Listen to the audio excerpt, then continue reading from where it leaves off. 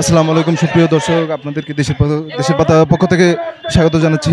ভারতীয় মধ্যে পার্বত্য চট্টগ্রামকে অস্থির করার লক্ষ্যে উপজাতীয় সশস্ত্র সন্ত্রাসী গ্রুপ কর্তৃক মসজিদে হামলা, বাঙালিদেরকে হত্যা, লুটপাট, অগ্নিসংযোগ বন্ধ ও মানুষের নিরাপত্তা নিশ্চিতের দাবিতে মানববন্ধন ও প্রতিবাদ সমাবেশ এখন রাজু ভাস্কর্য থেকে তারা বিসি চত্বরের দিকে এগোচ্ছে।